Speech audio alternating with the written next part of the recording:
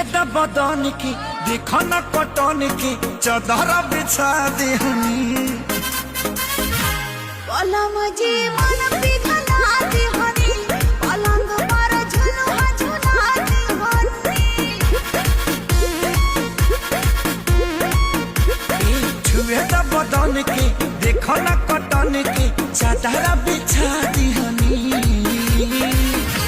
पलम जी मन पिघला देहनी पलंग पर झुलुआ झुला देहनी बड़ी यार बात बेड अब फान के टूट जाए